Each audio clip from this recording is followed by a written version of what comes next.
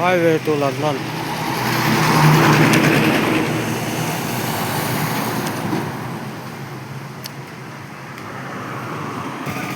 ว่าเฮก็ง่าสิหลายตาในสถานีเสียมได้ป่าเฮจะเล็บเละๆไอ้ตายมาแล้วในป่า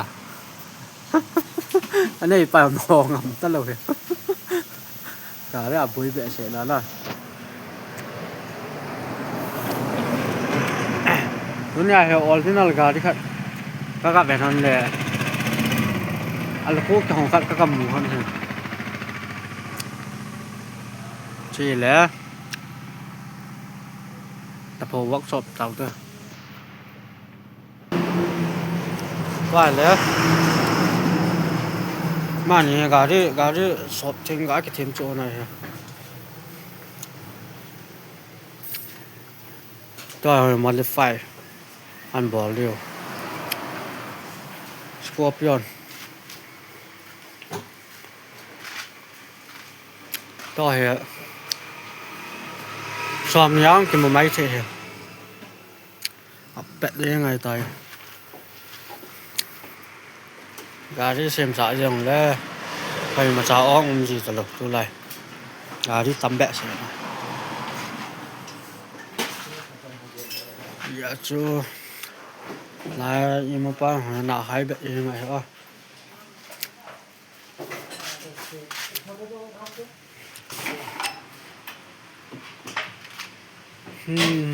อันจอบานตายมันตริสปา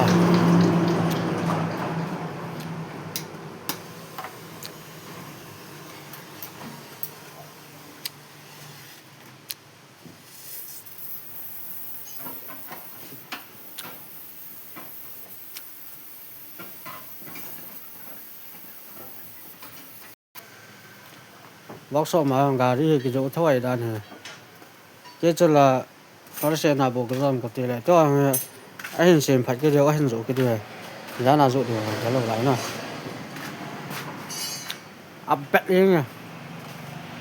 แล้วก็ไม่ต้องกดตายแล้วมันลงเลยตายแล้วมันลงค่ะลำก็แล้วโจมคิดตานะลำละโจมเจ้าตัวให้มีอาหารแค่dụ điều là làm cho choang thọ sẽ nó lại nè to tập bằng bầu trời đấy bằng gì thì tắm vào lưới chỉ ra đi bằng chỗ khá khá bằng sẽ sana peta mình xin là một thế thôi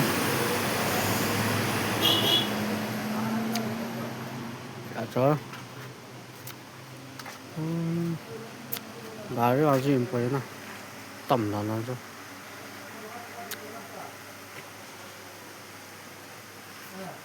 cả việc thấy cái là long khôi việt tài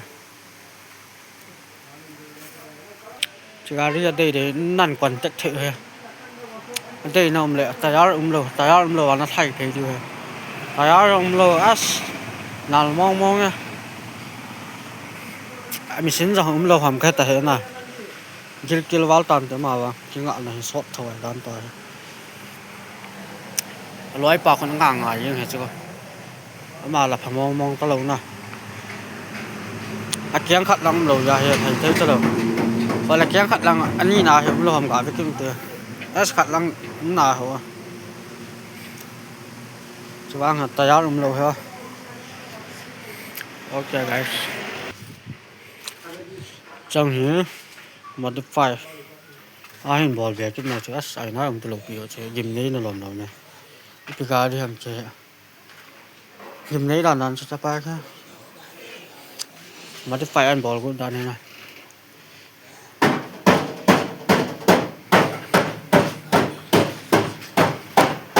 lại workshop tập hồ workshop đầu tiên alo này lại cái gà đi hạt không cái này nở là làm sao gì em thế này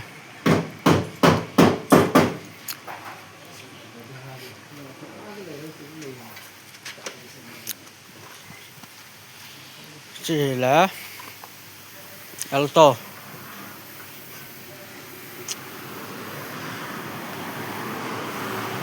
วางจะให้เบียร์เสร็จนะครับ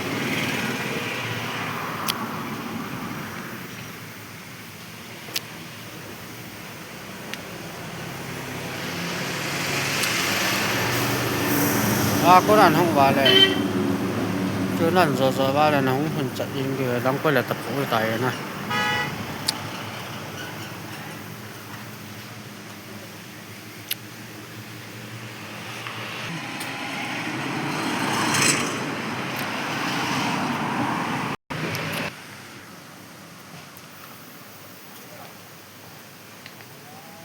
Highway to London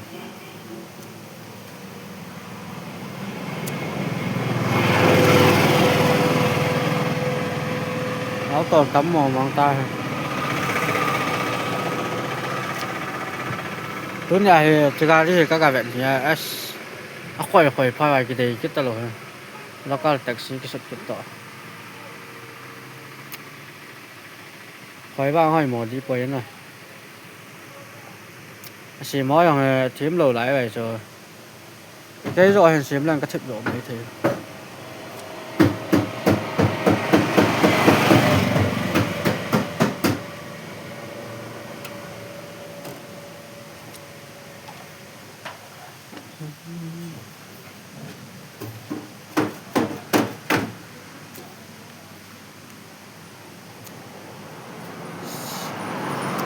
ra đi cho hỏi một lần đó nè cái chọn nó ngon lại phí heo chứ mà cái phải bò của cái lột này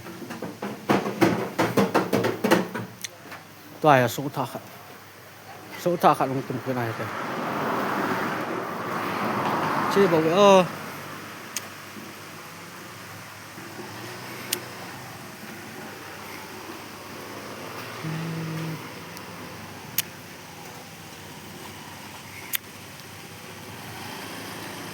Đây, con ơi.